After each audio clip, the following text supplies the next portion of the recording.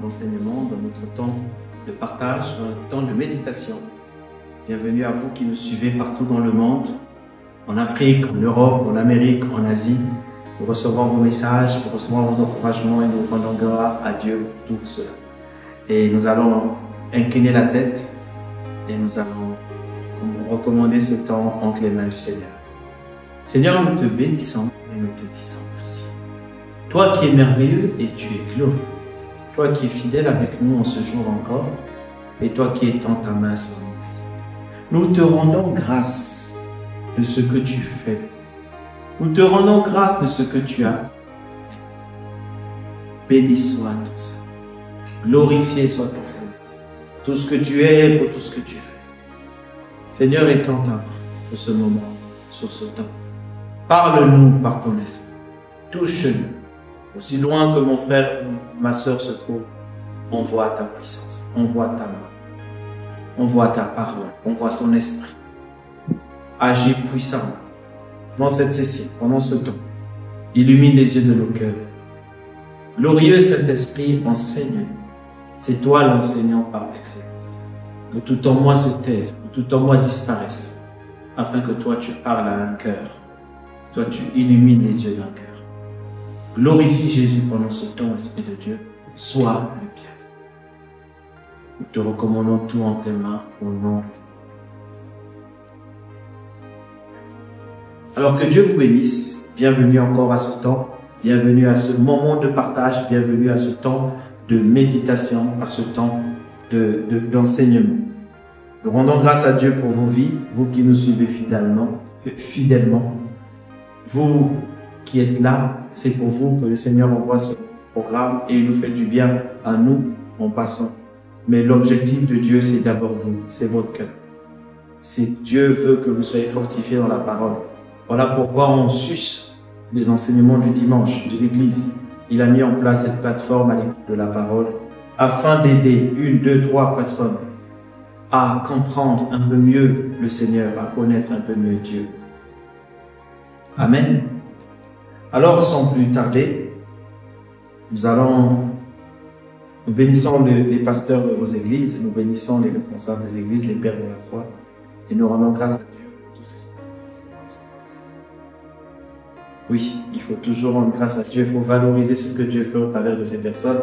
Sinon, comme dit le pasteur Mike Norlock, ce que vous n'honorez pas, ce que vous ne valorisez pas, vous sera retiré. Et nous ne voulons pas que quelque chose nous soit retiré. Voilà pourquoi nous disons merci à Dieu pour toutes ces personnes, toutes ces vies qui travaillent. Amen. La dernière fois, nous avons parlé, le Seigneur nous a éclairé sur Ésaïe 53. Comment la puissance de l'Évangile, selon qu'il est écrit dans Romains 10, versets 15 à 17, dans Romains 1, plutôt verset 16, « Car je n'ai pas honte de l'Évangile, c'est la puissance de Dieu pour quiconque, le salut de quiconque croit. » Le juif premièrement, puis le grec. Le Seigneur nous dit que dans l'Évangile, qui se trouve dans la justice de Dieu, dans laquelle nous parlons depuis le commencement, depuis un moment, il y a une puissance qui est cachée derrière la bonne nouvelle. Derrière le fait d'accepter que quelqu'un a porté pour nos péchés à la croix, nos fautes et nos transgressions. Quelqu'un a porté pour nous à la croix et cette personne s'appelle Jésus le Christ. C'est de là qu'est née la grâce, qui a cru à ce qui était annoncé, qui avait été annoncé, que quelqu'un viendrait et que quelqu'un porterait les péchés de l'humanité. Et que les humains, faibles qu'ils sont, deviendront tout d'un coup forts, parce qu'ils s'appuieront sur celui qui n'a point péché, mais qui a porté à leur place leur péché. Et le Seigneur nous disait la semaine dernière, ou la dernière fois, pardon, que il y a tellement de maux que les chrétiens vivent parce qu'ils ont oublié la puissance de l'évangile contenue à la croix. La puissance de la croix. Cette bonne nouvelle. Et le Seigneur nous a emmenés. Et j'espère pour vous que vous avez pris le temps de relire Ésaïe 53 et de le déclarer. Refusez ce que Dieu a déjà porté pour vous, que cela vous arrive encore. Refusez. Lui, il a gardé une bouche fermée afin que nous ne puissions pas déclarer sa parole. La Bible dit, lorsque nous faisons la Sainte Seine, la Bible dit, vous annoncez. Faites cela en mémoire de moi. En faisant cela, vous annoncez la mort et la résurrection de Christ. Est-ce que vous savez ce que ça veut dire? Chaque fois qu'on fait la Sainte Seine, on dit au monde entier, quelqu'un a déjà payé et mort pour moi à la croix. Quelqu'un est ressuscité et il m'a ressuscité avec lui. Il dit, vous annoncez la mort et la résurrection de Christ. C'est pas une annonce, Jésus est mort. Non. Vous annoncez les conditions dans lesquelles il est mort. Le sang a coulé, sa chair a été brisée. Afin que vous ne soyez plus brisés, que les conséquences du fait que le sang est coulé, vous soyez désormais justifiés. Déclarez le titre, la vie et la mort sont au pouvoir de l'homme. Mais aujourd'hui, nous allons parler un peu, nous parlons de l'évangile, de cette saison de grâce. L'évangile qui est la grâce de Dieu. Mais beaucoup de chrétiens qui sont pourtant sous cette saison de grâce ne vivent pas cette grâce. N'ont pas accès à cette grâce. La Bible dit, approchez-vous devant le trône. Ésaïe 4, Hébreux 4, verset 16. Approchez-vous devant le trône de grâce. C'est un trône de grâce. Là où il n'y a que la grâce. Mais la Bible dit, afin d'obtenir miséricorde et de trouver grâce. Obtenir miséricorde veut dire que tu ne peux pas trouver la grâce si tu n'as pas obtenu la miséricorde. On ne dit pas afin de demander la miséricorde. Le mot obtenir veut dire lamban, afin de saisir la miséricorde, afin de la comprendre et de vivre étant conscient de la miséricorde de Dieu. Comme David disait, ne me traite pas, ô Dieu, selon mes fautes, ne me traite pas selon mes transgressions, traite-moi selon ta miséricorde. Que ton cœur, l'amour du Père, parle pour moi en premier. Et le Seigneur nous a emmenés à étudier la miséricorde. Ce qui a ramené les gens vers le cœur de Dieu. Que Dieu est miséricordieux. Et dans le livre de Matthieu 5, il dit, heureux les miséricordieux. Ils obtiendront miséricorde. Dans les béatitudes. Alors, on a obtenu miséricorde, en étant nous-mêmes miséricordieux, mais aussi en comprenant la miséricorde. Maintenant, on doit trouver grâce. La Bible dit, approchez-vous devant le trône de la grâce, afin d'obtenir miséricorde, premièrement, et de trouver grâce. Nous devons maintenant trouver grâce. Dites avec moi, trouver grâce. Dites avec moi, je veux trouver grâce. Parce qu'on peut vivre sous la grâce et ne jamais trouver grâce. Oula. Mais relevez la tête, dans les églises, beaucoup. Si déjà vous n'avez pas compris la miséricorde, vous ne pouvez pas vivre. Vous pouvez être à l'église, si vous n'avez pas compris la miséricorde, vous n'avez pas vu la grâce. C'est la Bible qui le dit, c'est pas moi. La Bible dit, Dieu désire vous faire grâce. Cependant, il se lèvera pour vous faire. Parce que la grâce, il faut d'abord que la miséricorde. C'est par la miséricorde de Dieu que Jésus a ramené la grâce. Maintenant, il nous faut aller un peu plus en avant. Pourquoi les chrétiens ne trouvent pas grâce? Pourquoi nous ne vivons pas une vie où le lait et le miel coulent? C'était ça la terre promise. C'était ça le Christ. C'était les choses là. Ils sont allés, ils ont vu des géants. Gardez ça, ils ont vu des géants qui voulaient les empêcher de rentrer dans la terre où coule le lait et le miel. Sans effort. C'était un présage de la grâce. Les géants se mettent devant pour empêcher, les géants des problèmes, les géants pour empêcher aux hommes de trouver miséricorde. Le lait et le miel qui coulent à volonté de ce trône coule à volonté de son trône. Bon, on ne va pas rentrer dans le prophétique. Mais c'était une image de ça. Un pays. Voilà pourquoi c'est Josué qui les a fait rentrer. C'est Yeshua. Josué, c'est un descendant de Yeshua qui les a fait rentrer dans Canaan, dans la terre promise, qui les a fait rentrer dans le repos. C'est Josué, du même nom de Yeshua, Yeshua de Jésus, qui nous fait rentrer dans la saison de grâce où coule le lait et le miel. À volonté, grâce sur grâce, abondance de grâce. Que cela soit en partage au nom de Jésus. Alors, comment trouver grâce? La Bible est claire, la Bible dit, car je n'ai pas honte de l'évangile. C'est la puissance de Dieu pour le salut de quiconque croit. Le juif en premier, puis le grec. Et la Bible dit encore, dans le livre de Matthieu 28, verset 18, on prend verset 15 même. Non. Marc, prenons plutôt le livre de Marc. Marc 16, à partir du verset 15.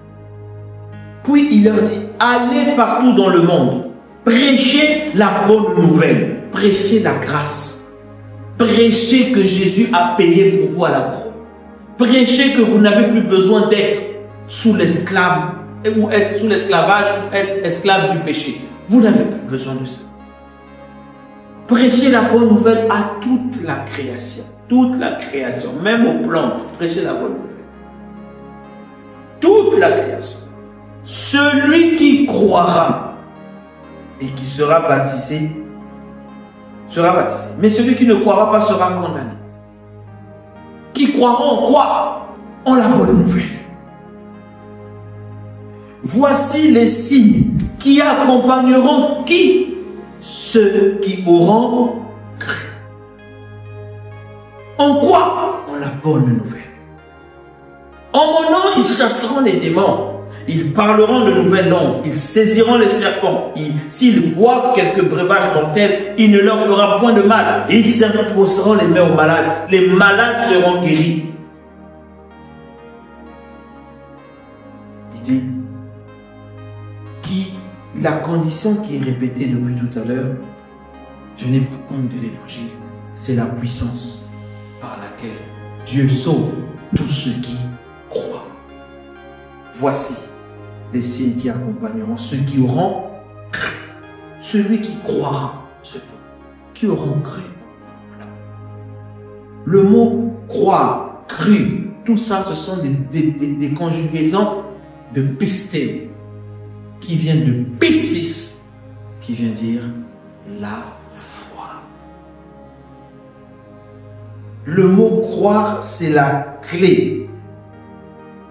C'est la clé. La clé pour trouver la grâce, c'est qu'il faut croire. Oui, mon frère, ma soeur, c'est aussi simple. C'est aussi facile que ça. Je dis bien facile. Il vous dit, crois seulement. Crois, accepte ça. Garde ça dans ton cœur. Crois que Jésus l'a fait. Vous savez, beaucoup de chrétiens vivent des situations difficiles. Ils n'arrivent pas à saisir les promesses de Dieu.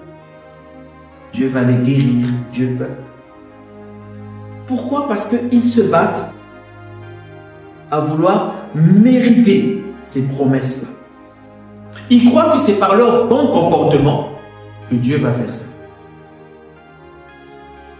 Je ne vous demande pas d'avoir un mauvais comportement. Ah non, le pasteur Marc avait dit, pas besoin d'avoir un bon comportement. Ah non, mais non. Non! Mais on revient sur le mérite. D'autres personnes encore, d'autres, ils ont toutes les promesses. Mais ces promesses n'ont aucun effet sur leur vie.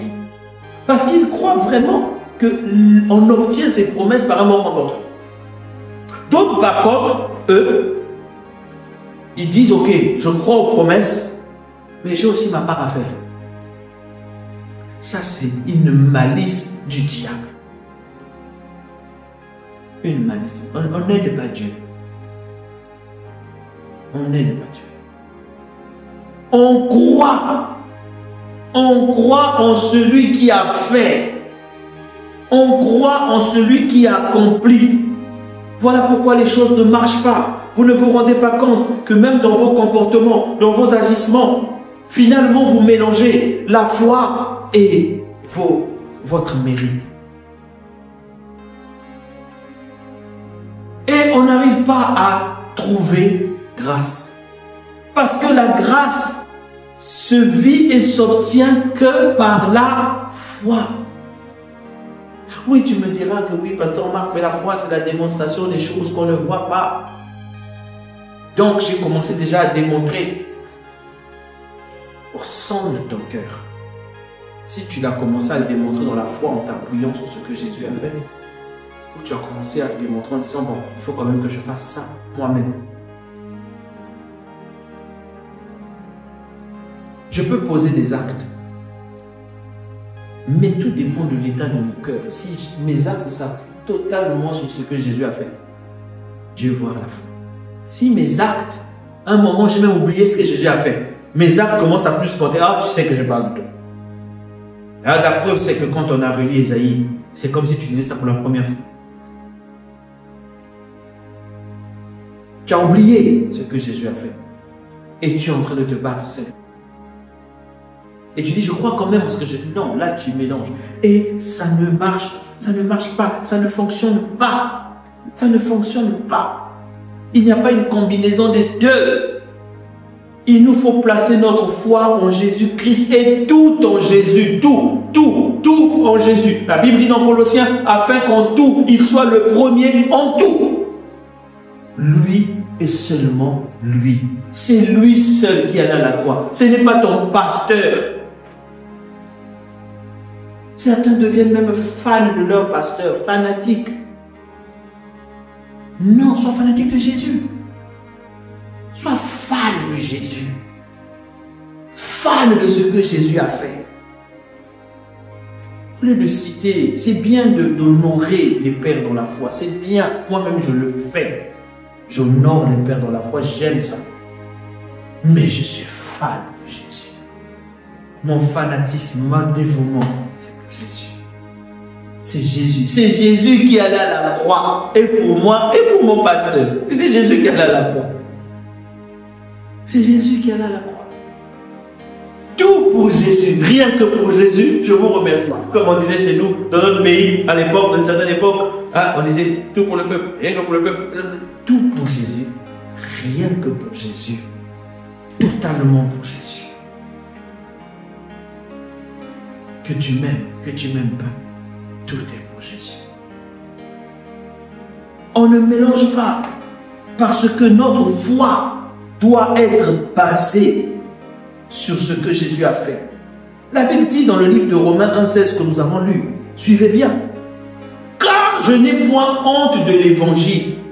C'est la puissance, c'est une puissance de Dieu pour le salut de quiconque croit. Le juif premièrement, puis le grec. Le verset 7 dit, parce que en lui, en l'évangile, est révélée la justice de Dieu. Par la foi, pour la foi et pour la foi. Selon qu'il est écrit, le juste vivra par la foi. J'aime trop ça. C'est dit qu'il n'y a rien d'autre. La justice de Dieu. En l'évangile, en la grâce, en la puissance qu'on a dit là. Il y a une justice qui apparaît. Il y a la main de Dieu qui se lève. Et la Bible dit, elle se lève comment? Par la foi et pour la foi. C'est-à-dire que c'est la foi qui fait lever cette justice. Quand je dis, je déclare que le châtiment qui me donne la paix est tombé sur Jésus. Je vois Jésus à la croix en train de souffrir la paix. Et je crois en ça dans mon cœur. La Bible dit, la main de Dieu se lève et dit, paix pour lui. Pourquoi? Parce qu'il croit. Il croit que c'est vrai, il le croit. Tu es malade, mon frère. Mets-toi à genoux, je vais te donner une clé aujourd'hui de la guérison. La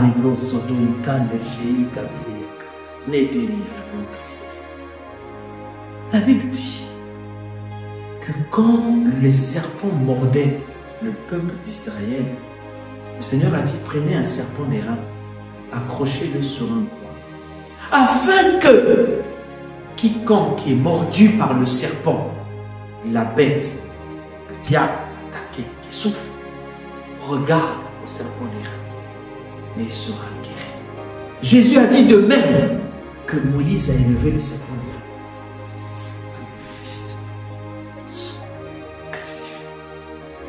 Car Dieu a tout aimé, qu'il a donné. Qu'il est la vie. Ça veut dire, mon frère, quand tu es malade, ferme tes yeux. Déclare que par tes meurtrissures, quand tu fermes tes yeux là, regarde Jésus à la croix. Nous allions à l'église. Fixe tes yeux sur la croix, sur les meurtrissures, sur le sang qui coule. La guérison va se manifester instantanément. Reçois ta guérison au nom de Jésus.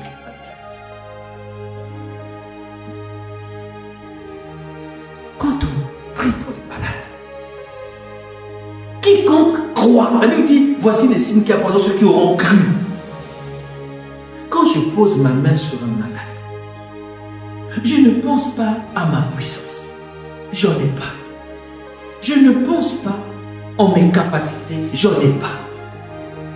Je pense, je ferme mes yeux. Je pense à Jésus sur la croix, dont les meurtrissures a guéri cette personne. Je dis au nom de Jésus que cette maladie de la maladie part. Parce que j'y crois. Ils imposeront les mains aux malades. Ils imposeront les mains aux malades parce qu'ils croient que Jésus a déjà payé à la croix. Je regarde le Christ à la croix. Je fixe mes yeux sur lui. La guérison est instantanée. Ce ne sont pas des fétiches qu'on fait là-bas. Ce ne sont pas des miracles ou des guérisons. Non, on croit. Et la puissance du Saint-Esprit agit. Ah, je vois quelqu'un qui va imposer les mains aux malades. que la main du Seigneur soit avec toi. Vous aimez, crois seulement. Va à l'hôpital quand tu es chez toi, impose les mains aux malades. Tu dis, tu crois que Jésus est mort à la croix pour toi. Tu crois? Au nom de Jésus, sois guéri. Tu vas voir. Mais il faut croire. C'est des signes qui accompagneront ceux qui auront cru. Il faut croire. On est la puissance de Dieu est libérée parce que en l'évangile est révélé. Dans l'évangile, dans la grâce de Dieu, la révélation de la justice de Dieu sort. Par la foi et pour la foi. Parce que quand la foi va faire sortir ça, ça va donner la foi à d'autres personnes. Par la foi et pour la foi. Les gens vont dire, c'est vrai que Jésus est vraiment. Ce qu'il est écrit, mon juste, le juste vivra par la foi. Alors, on ne peut pas trouver grâce si on ne croit pas. Je ne vais pas dire que vous n'avez pas la foi. Non, parce que quand on pense la foi, là, on croit que c'est un moment. Non, le mot, c'est le mot pistis. Pistis, pisté. À chaque fois que la Bible parle, il dit, ce n'est pas le mot on croit, on croit. Il y a une différence entre avoir la foi et croire. Dieu veut plus qu'on croit. La foi, en français, c'est un mot, c'est un instant. Ça veut dire c'est un truc qui a un début et une fin. Mais la Bible, quand elle parle en grec et en hébreu, c'est un mode de vie. C'est continuellement on croit. On ne s'arrête pas de croire.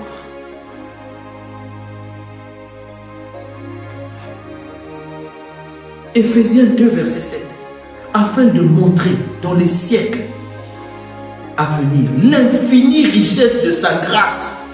Dieu veut montrer l'infinie richesse. Que dans la grâce, là, il y a une richesse. Ah, mon frère, si on rentre dedans là, l'infinie richesse de sa grâce par sa bonté, sa miséricorde envers nous. En Jésus-Christ. Car c'est par la grâce que vous êtes sauvés par le moyen de la foi. Il n'y a pas les œuvres.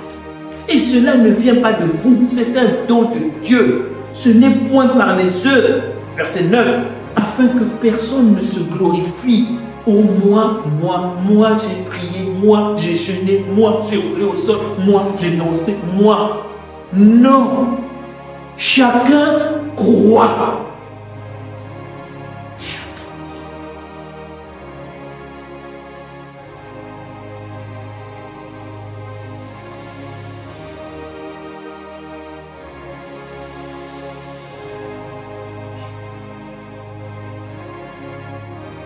Ce n'est pas, c'est croire qui nous permet de trouver grâce. On croit et on continue à croire. On croit que Jésus a fait ça pour que nous. On croit que domine sur les puissances des ténèbres. Il nous a fait asseoir dans les lieux hauts avec lui. Nous sommes assis dans les hauteurs, au-dessus de tout, non, tout ce qui peut se passer. On le croit et on dit à Satan, je marche sous la puissance des ténèbres. Rien.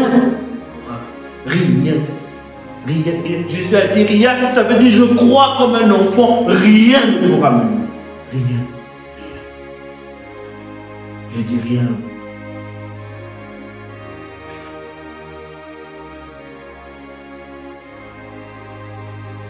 Romains 4, verset 4. Parce que la loi produit la colère.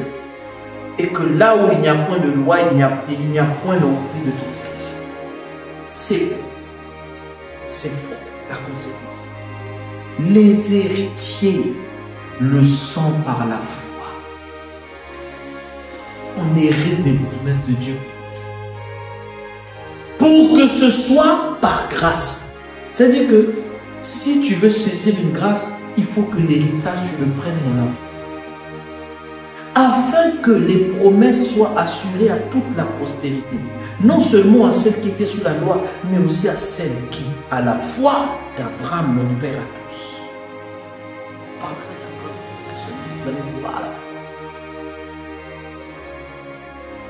La Bible dit les héritiers le sont par la foi. On hérite les promesses de Dieu par la foi. Toi, tu veux hériter ça par les œuvres. Tu vas transpirer, tu n'y arriveras pas. Après, tu vas dire, ça ne marche pas. Et tu vas voir l'autre, ça marche. Et puis tu vas dire, Seigneur, comment tu peux accepter ça? Oh Dieu, comment tu peux accepter ça? Lui, il ne fout rien. Il n'est jamais à l'église. Il n'est jamais ceci.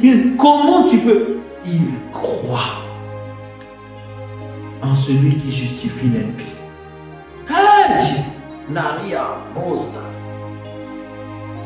C'est par la foi. C'est en croyant que c'est Dieu qui fait ça. En croyant. Luc 18, verset 4, 9 et 14. Il dit aussi cette parabole à certains qui croyaient en eux-mêmes qu'ils étaient droits et qui méprisaient les autres. Deux hommes montèrent au temple pour prier. L'un pharisien et l'autre public. Le pharisien se tenait debout et priait. Il était debout et priait. Ainsi en lui-même. C'est-à-dire que beaucoup de gens n'entendaient pas et priaient en lui. Oh Dieu. Souvent quand on fait ça, on croit que le pharisien était parlé avec orgueil. Non. Mais il parlait avec calme. On va faire calme. Oh Dieu, je te remercie de ce que je ne suis pas comme le reste des hommes. Sa prière paraît sincère. Je ne suis pas comme le reste des hommes. Moi-même, je sais, Seigneur. Je sais. Ils sont des extorqueurs, des injustes, des adultères, ou même des publicains. Tu les connais. Les gars, ils bossent aux impôts. Ils sont toujours en train de gratter. Moi, je jeûne 2 fois par semaine. Et je donne la dîme de tout ce que je possède. Je vois vraiment que je ne suis pas comme eux. Mais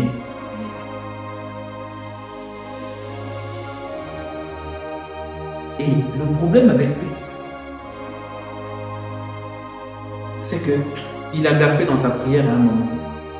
Il dit, je ne suis pas comme le reste des hommes, des estorqueurs, des injustes, des adultères, ou même comme ce publicain. C'est-à-dire qu'il est en train de prier, il dit, le gars là, il n'est pas public. On le connaît, un gars qui travaille aux impôts. Il n'est pas public. Mais il est déjà en train de juger l'autre dans sa prière. Mais ce qu'il dit, il était en toute sincérité, il dit, je sais que je ne suis pas comme lui. Je sais. Mais la Bible dit, le publicain se tenant éloigné, ouais, le publicain savait tellement qu'il n'était pas digne, qu'il dit, ah, moi je ne peux même pas avancer devant le trône. Je ne peux même pas avancer devant l'estrade. Je reste au moins au coin de la porte. Donc le gars là qui était passé là, depuis la porte, il guettait déjà l'autre. Il dit, il restait éloigné. Il n'osait même pas lever les yeux vers le ciel. Il était reconnaissant.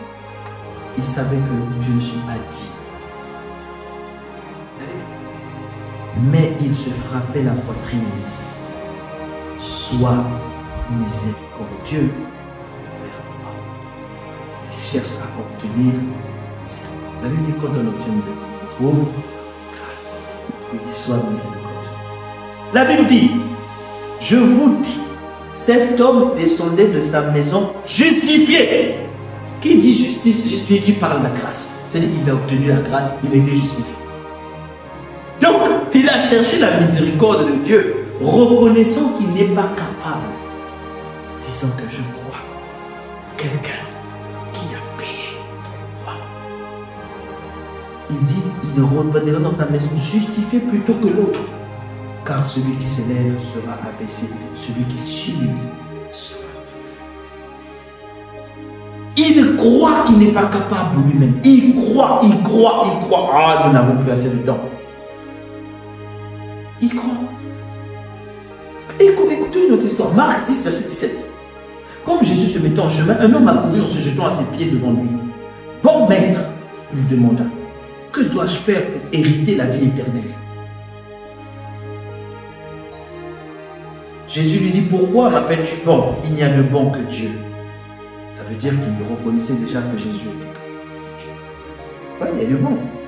Tu connais les commandements? Tu ne commettras point d'adultère, tu ne tueras point, tu ne désobéiras point, tu ne diras point de faux témoignages, tu ne feras pas de tort, tu honores ton père et ta mère. Jésus lui a dit, tu connais les commandements. Donc Jésus sait que le gars là, il s'appuie sa vie dans le mérite et son commandement. Il lui cite la loi, toute la loi.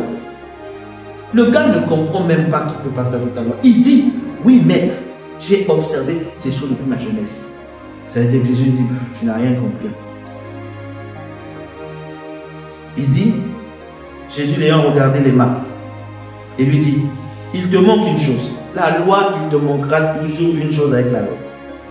Il te manquera toujours quelque chose. Va, vends tout ce que tu as, donne-le aux pauvres, et tu auras un trésor dans le ciel. Viens et suis-moi.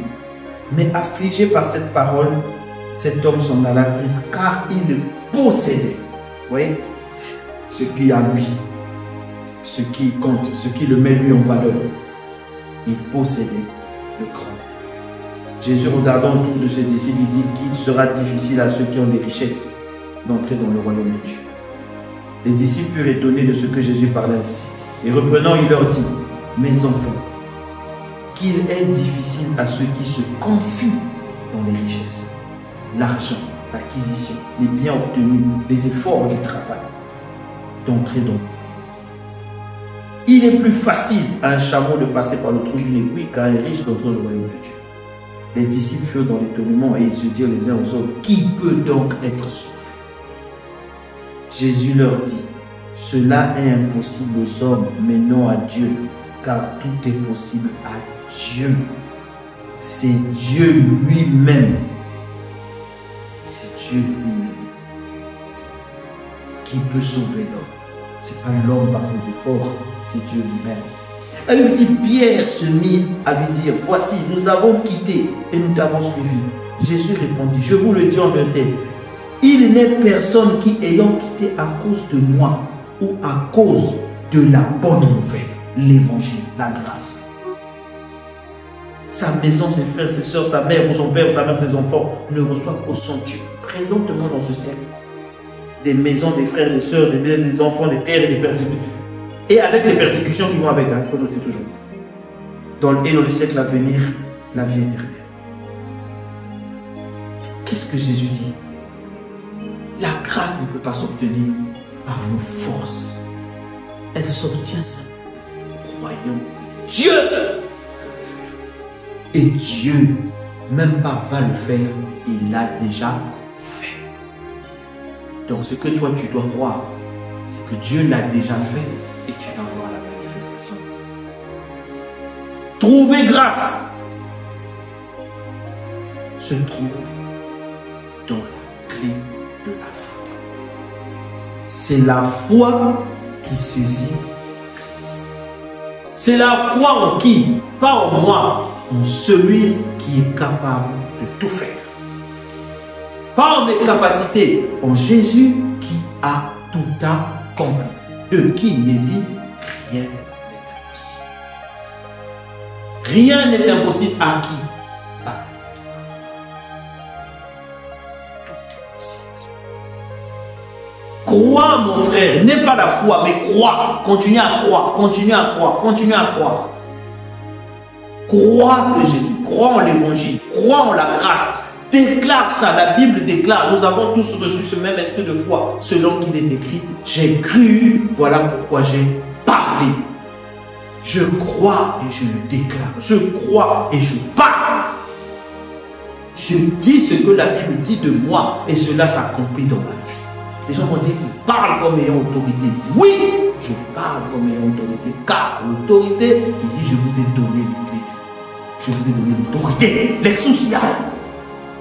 Je vous ai donné, parler à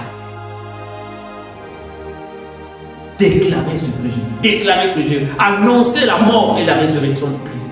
Dites ce que l'évangile a fait, ce que Jésus a fait pour vous. Arrêtez de vous battre avec vos propres efforts.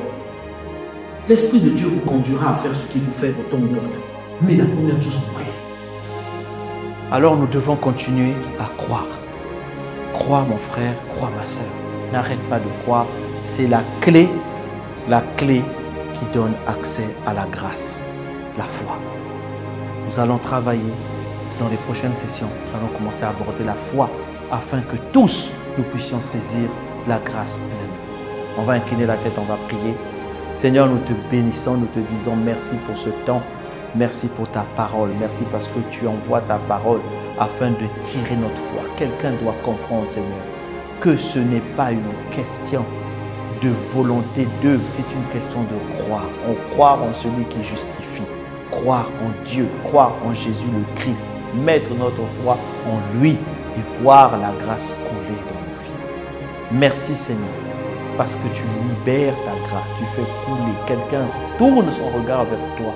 Et la grâce coule dans sa vie. Merci pour tes bontés, merci pour tes bienfaits, merci pour ta puissance que tu libères, merci pour ton onction, merci pour le Saint-Esprit. Merci d'être allé à la croix pour nous, Jésus. Nous t'en sommes reconnaissants éternellement. À toi soit la gloire, l'honneur, au nom de Jésus-Christ. Amen. Que Dieu vous bénisse, que Dieu vous garde. Nous vous verrons la prochaine session. Pour vous qui n'avez pas encore donné votre parole, votre vie au Seigneur Jésus, restez connectés avec nous et faites la prière. Que le Seigneur vous bénisse.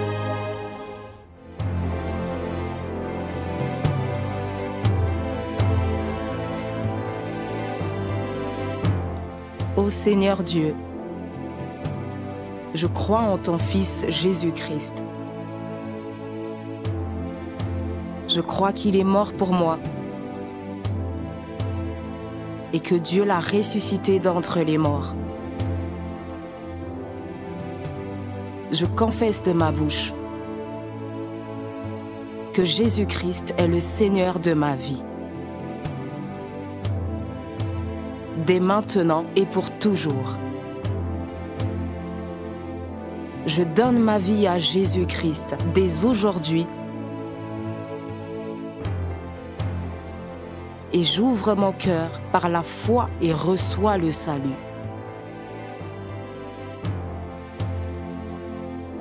Je reçois maintenant la vie éternelle dans mon esprit. Merci Seigneur d'écouter ma prière. Mes péchés ont été lavés par le sang de Jésus.